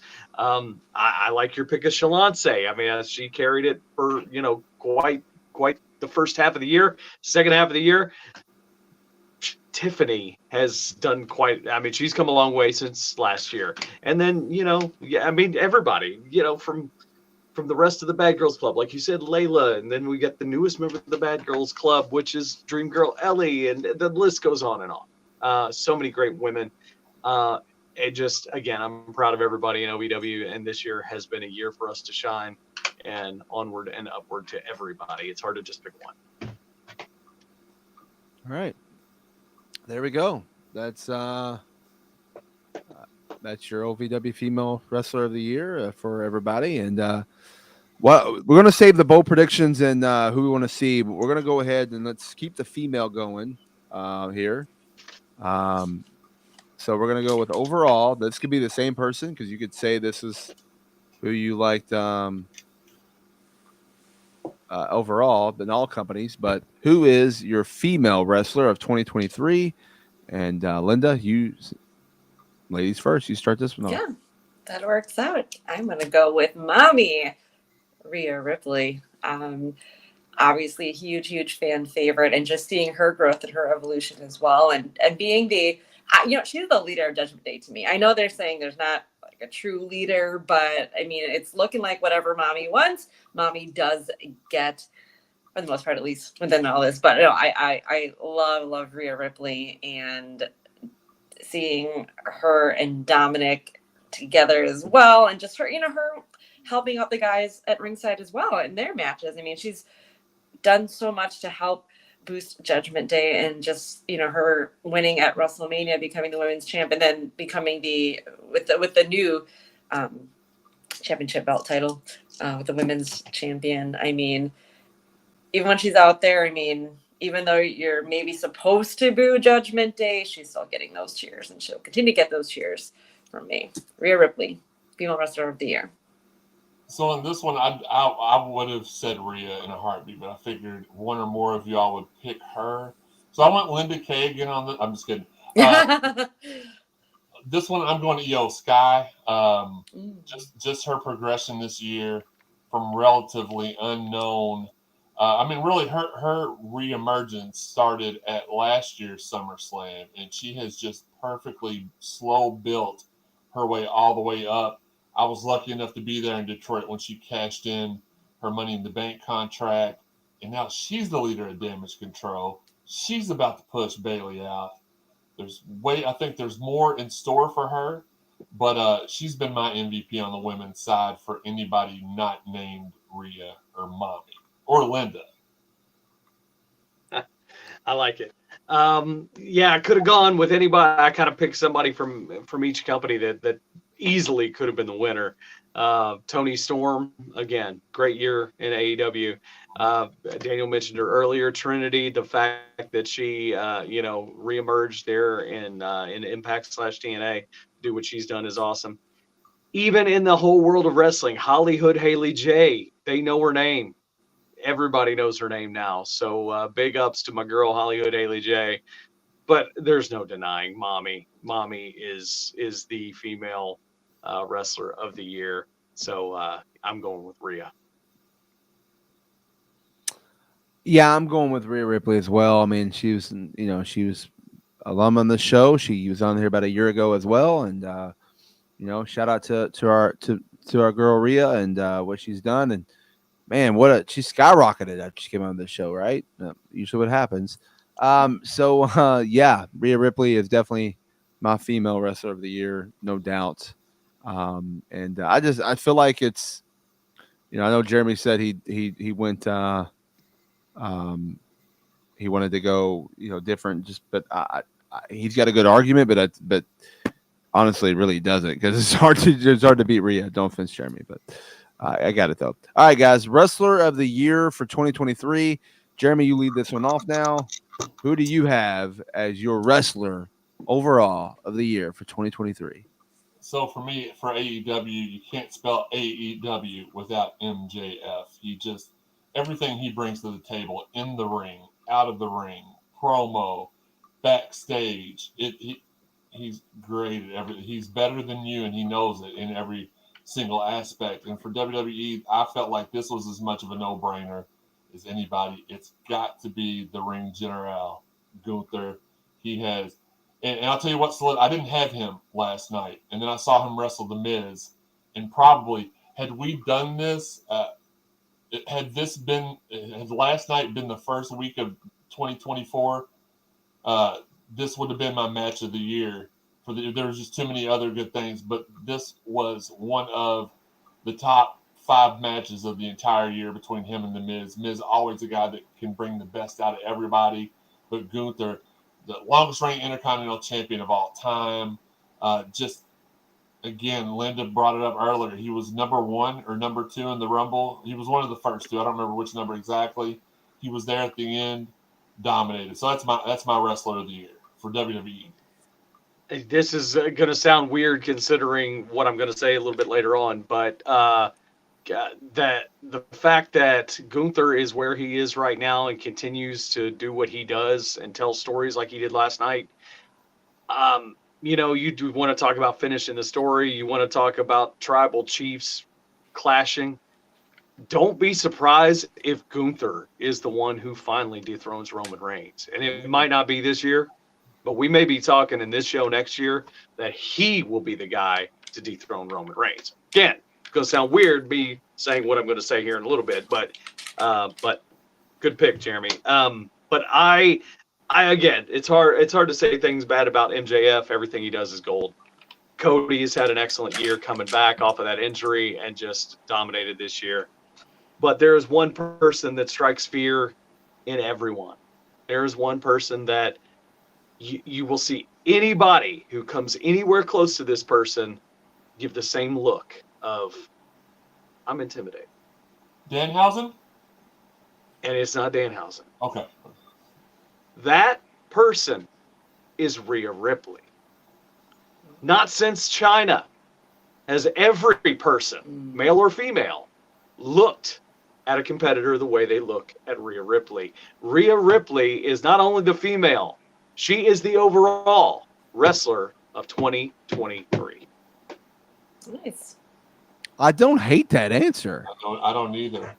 Especially since we got to talk to her right when this was all starting, right, Daniel? We talked to her right as the Judgment. Again, another ringside rocket rub to the top. And we mentioned that to her about how she felt about being compared as the next China, and she just absolutely giggled and blushed. So great choice, Eric.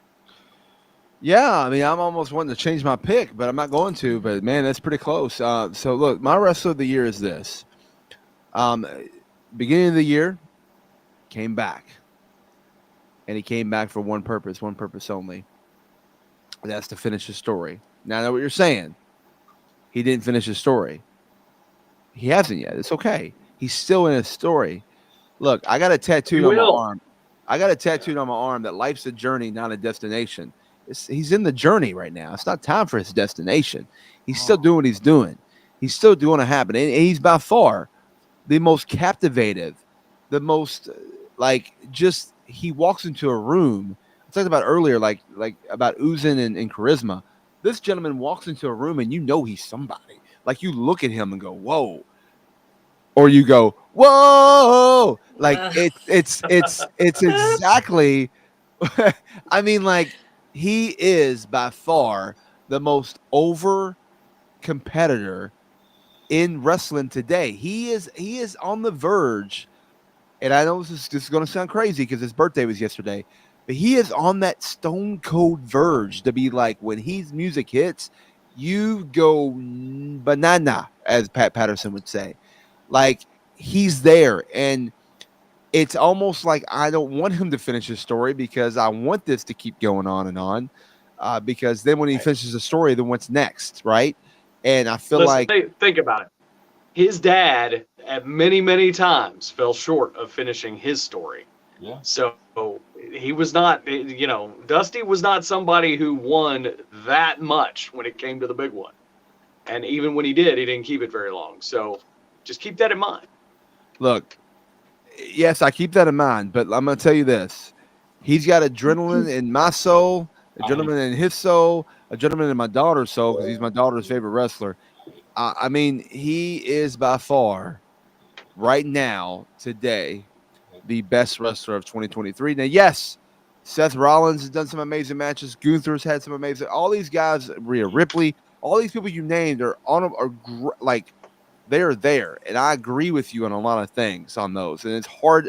It's like, but when you just think overall, when you think of I'm looking at it as the Hulk Hogan, the Stone Cold, the Rock, the money drawing people, the people that just John Cena, yeah, he'll be on that John level. Cena. Yes, you think of somebody they're going to put butts in seats and do those. I mean, right now CM Punk's also doing that same thing. So he's, to me, 2023, just what he's done from the beginning of the Royal Rumble to right now in this feud with Shinsuke, he's Wrestler of the Year. So I can't help but to think did he send you like a PayPal or something to say this? I can't help but think there's some sort of correlation. Like, did he text you and say this about me? He's one of my top 5 favorite wrestlers right now too, but I can't help but to think Daniel has a lot of my friend picks, and I just can't help but to think this has something to do with that. this does not have something to do with that. This is by far, and the fact that every time I get in the car, my daughter asks us to play his theme song, and so we listen to Kingdom over and over and over, and we just did it on the way here back from Guys, when I eat with my family. I'm gonna slip out for 2 seconds so I can plug in my phone. I'll be back. Okay. All right. She was so pumped to find out that he was showing up at that SmackDown unannounced. Like, I know she really likes him. So yeah, I just had this feeling that there was a cash app that was delivered for you to say that, and because take nothing away from, again, one of my top favorite wrestlers going right now, but there just were too many other accolades achieved by some of the other people we mentioned. But great pick. I mean, you can't really argue with any of our picks so far. No, exactly. Yeah, go on. Yeah.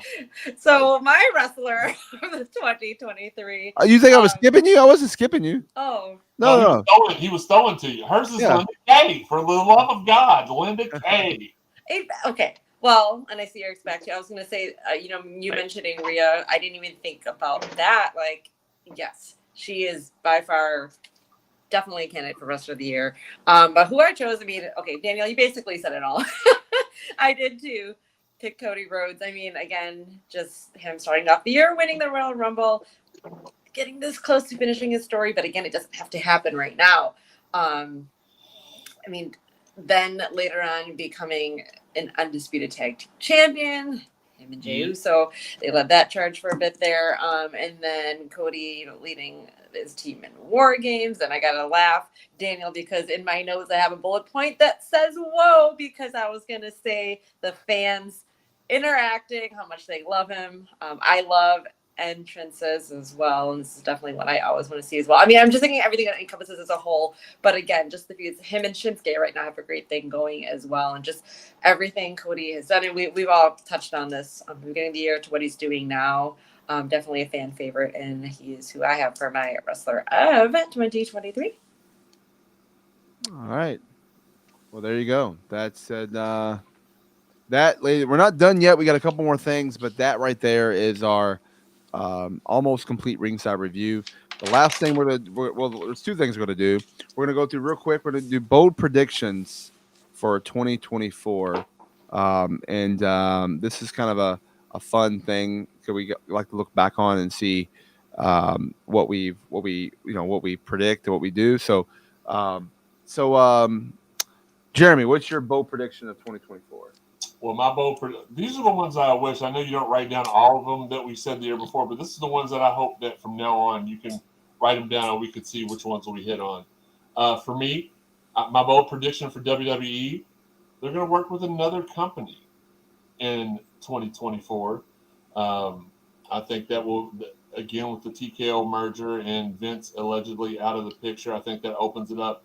As Eric said earlier, they played nice. I mean, I got to go to a Royal Rumble where Mickie James came out with the TNA championship, and that was so freaking awesome. I think that continues going forward.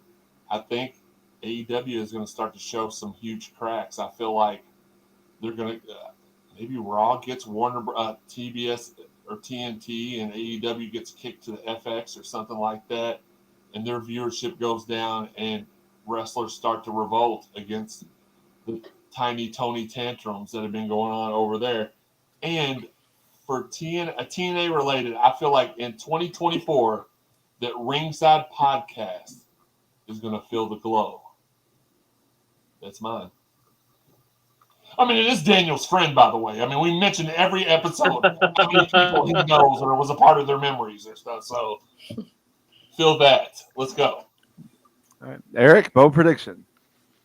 Bold prediction, and again, this is the one I talked about, that it's going to sound weird considering I just mentioned the Gunther thing, but I think this might be the year that Roman finally loses his title. Who will it be to? I don't know, but this could be the year that he finally loses and ends that huge reign. Also, another very, very bold prediction. I think at this time next year, we'll be looking back and going, isn't it amazing? CM Punk made it through a whole year, didn't get in any trouble. I think we'll say it. That's bold, but I predict it. I thought you were going to say this time next year we're going to be seeing CM Punk's debut in TNA wrestling. Could be. Could be. Collaboration. My bold prediction is actually exactly what Jeremy just said. It's WB collaboration with another promotion. That's my bold prediction there. And only one promotion that I don't see them collaborating with, and it won't be that one. So it'll be one of the other few out there. And then another bold prediction that I'll throw out there is that CM Punk will have a title around his waist before Cody Rhodes does, or before Cody Rhodes has another one around his waist, because he was a tag champion. So, Okay. As far as predictions go, I'm still not really sure where exactly this would happen, but I want to mention two things. One does involve Punk. We've talked about it here on the show, but he also mentioned it in his promo. I believe it was at Raw as well, or maybe it was SmackDown, mentioning his connection with Paul Heyman, and how that can affect what's going on with the wise man Roman in the bloodline, because he was the Paul Heyman guy before Roman was. So something with there, I can't really pinpoint what exactly, because I don't think that really affecting the bloodline is going to happen quite yet next year. It's just something that's going to be in the back of our minds. But I do see more of the story progressing. We're going to get that Roman Rock match. I don't know if it's going to happen quite necessarily next year, but I think what we will see is more just incorporating more family members. Like I mentioned this already, that when Paul Heyman was on at NXT, he was speaking privately with Ava, Rock's son, right? It was a daughter, Rock daughter. And then also, we can bring in Rikishi as well to kind of stir up some things between his sons as well. I just feel like I want it so bad, but it doesn't necessarily going to have to happen right now as well. But I just feel that we're going to get some more family members within the bloodline involved in 2024. I was going to say, I think I agree. I think we're going to see more groundwork put into that Roman Rock event. Like more, there's still a couple more Fatus out there that can be added to Roman's side. I still think we see another civil war, like Roman, Solo, and maybe Zilla Fatu versus the Usos, and then I always forget Hikuleu, like something like that.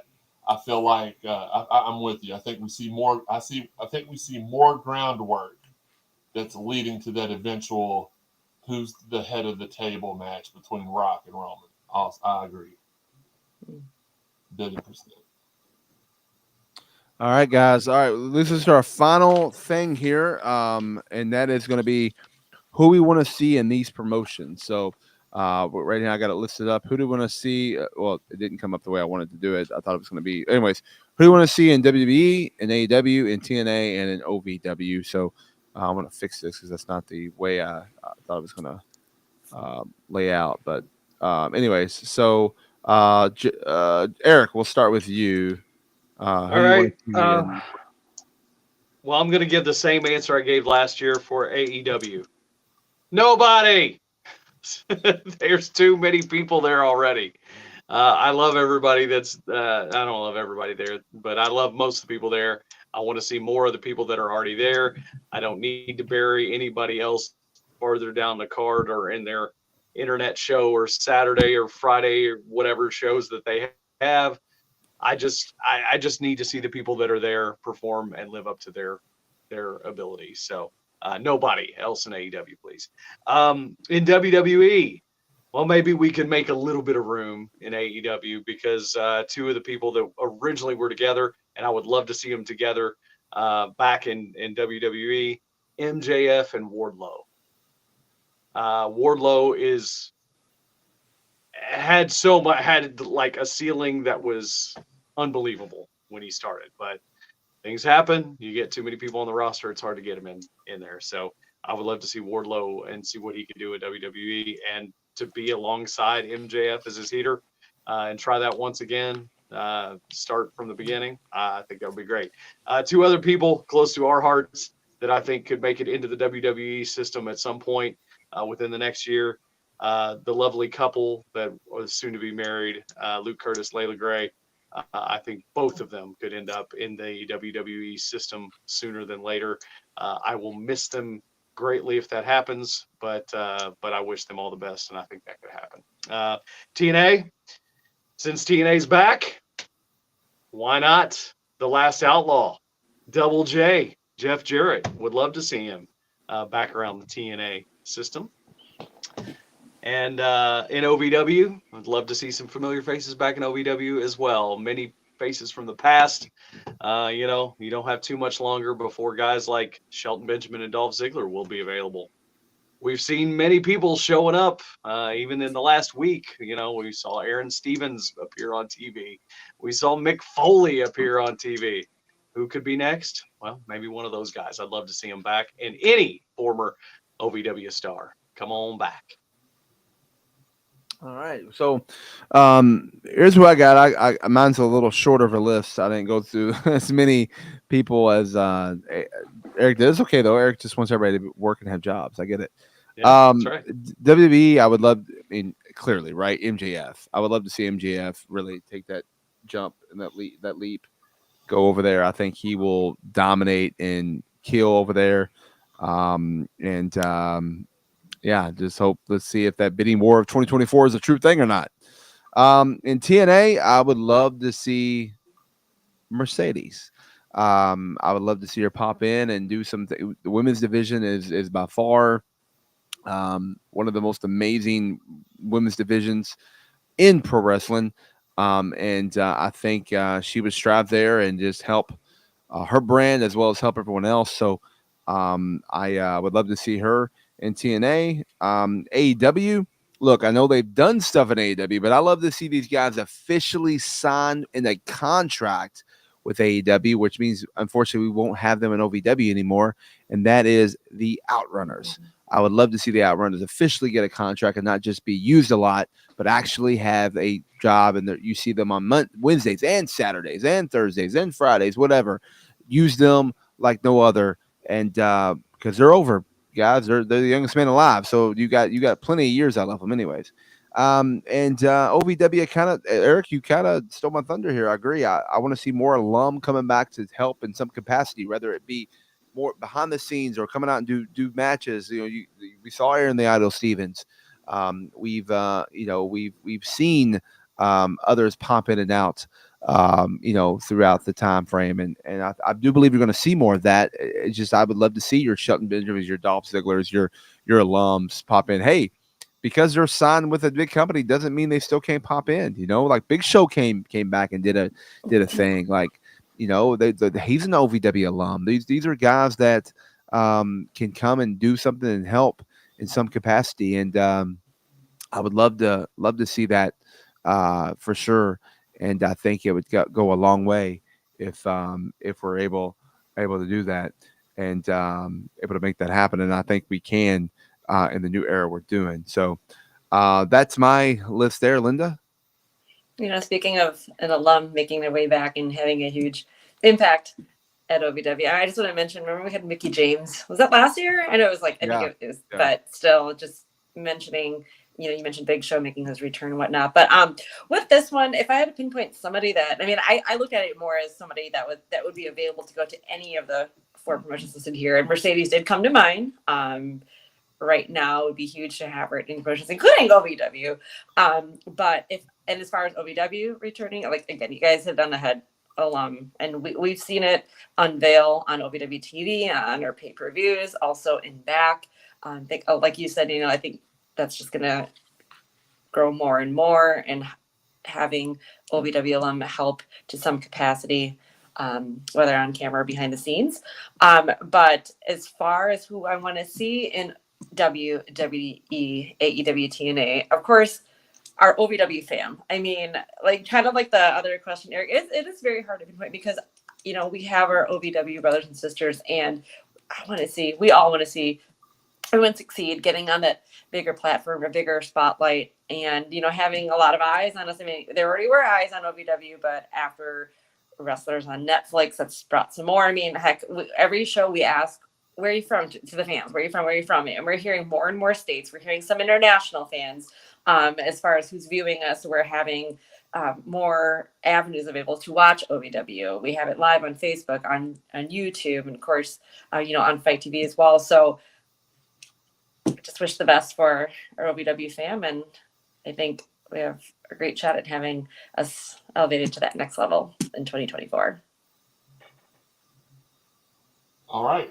For me, the answer to all of them is Linda K. Oh, wait a minute. That's a different one. Sorry. For OVW, I kind of like stepped in y'all's shoes a little bit. I've got Shelton. I've got Dolph. But one that nobody has said that I feel like would just be invaluable to OVW would be Dustin Rhodes.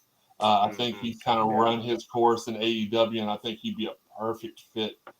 His dad was a teacher. I believe he has something to do with Dustin, with Cody and him. Don't they run the Nightmare Factory as well? And no, they don't.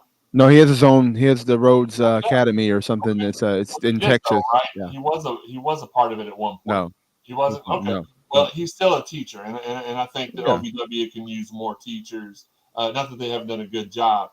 In TNA, I'd like to see a couple of the AEW guys that haven't gotten a fair shake: Cesaro, Miro, Keith Lee. And I've also elevated Haley J and Cash Flow to the TNA roster in my fantasy picks here.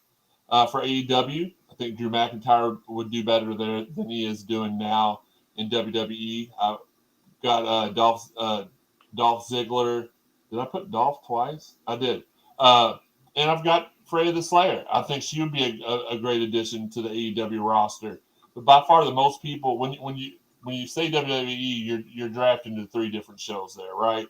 So I've got MJF, FTR, Wardlow, Ricky Starks, and OVW's own The Overmen. I think they would be perfect starting out in NXT, and I think they could take that over really quickly and be elevated to the main roster in no time flat. Those are my picks. I picked 100 people, but those are all where I think they should be. And I'm sorry. I think Daniel Spencer should be drafted to the WWE, and Eric Cornish as well. And Linda, I already said Linda. All 3 of them. So that means you would do the podcast by yourself. No, we'd still do it. Hopefully, I'd have The ringside bump. Yeah. You know what? Yes, I'll draft myself to the bump with oh gosh, I can't even remember their names now. Camp or something camp. Right? Megan Moran, Megan. Okay, that's the one I was with Matt Camp. Jeremy might go unofficial on us. Yeah, I might be the Jeremy could go unofficial bump. We could be the We could be the unofficial show of WB.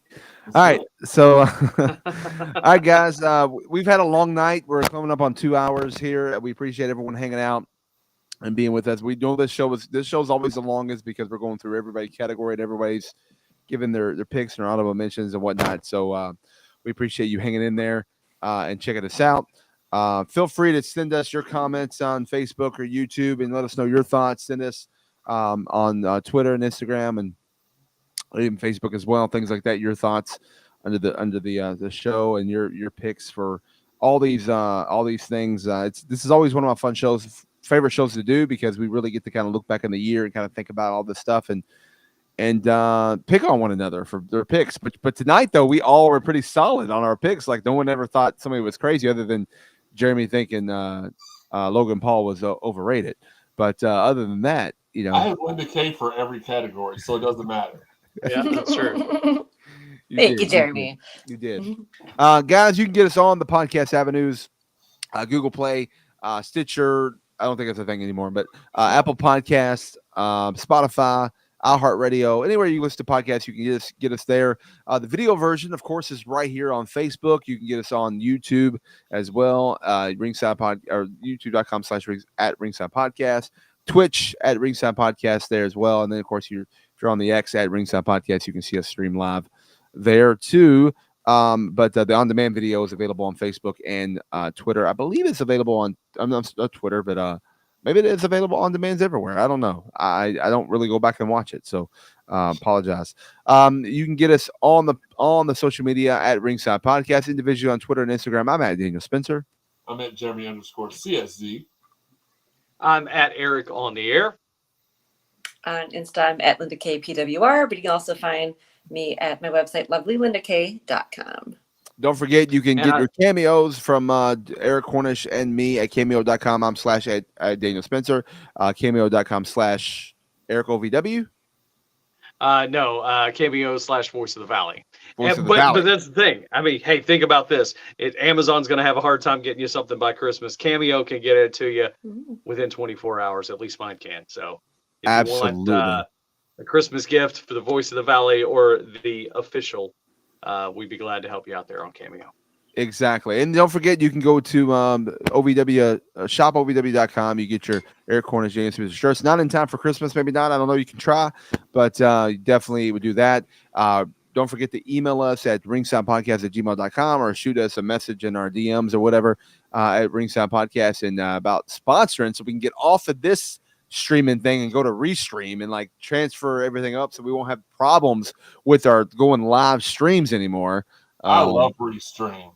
I love Restream too. We just need a little more money in the budget to cover it. So you want to help support, we'll plug you on the show and talk all about you. Hey, we'll give you a logo that'll just air on the show the entire time. I don't care. Why not? I don't even remember how much it is, but you've never asked any of us if we would pitch in. I mean, I would pitch in for us to get off this crap boat. Well, we'll talk business later. All right. So, guys, again, thanks for listening. We're going to take a break for a couple of weeks due to the holidays. Stay tuned to our social medias. We'll release when our next show is going to be episode 199 is going to come out at the beginning of the year, and then we'll follow it by episode 200, which we will make an announcement of who that person is. Our 200th episode guest on social media, or we may just save it for the beginning of episode 99 and share that. I don't know. We'll figure that out. But stay tuned. We're taking a couple weeks off, but just for the holidays, just so we can celebrate, just for you all can celebrate. But we'll be back and go in hardcore in 2024. At least that's the plan right now.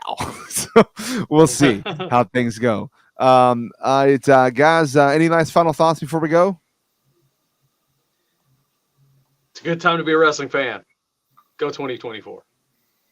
And if this was my last show, thanks for everything y'all have done for me. And we'll just have to see how the bidding war 2024 pans out for your boy. So we'll see.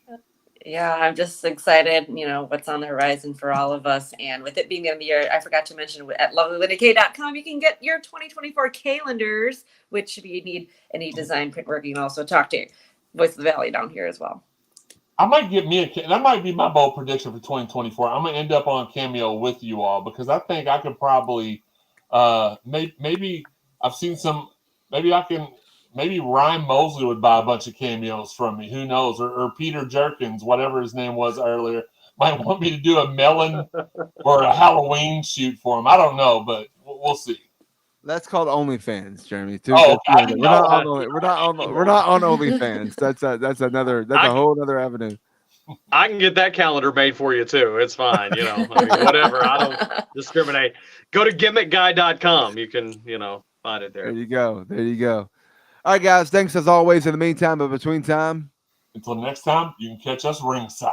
Wait, hold on, dude. Our Truth just texted me. He says, Daniel, you're out of the Ringside podcast, and he's in. What's up? What's up? All right, see ya.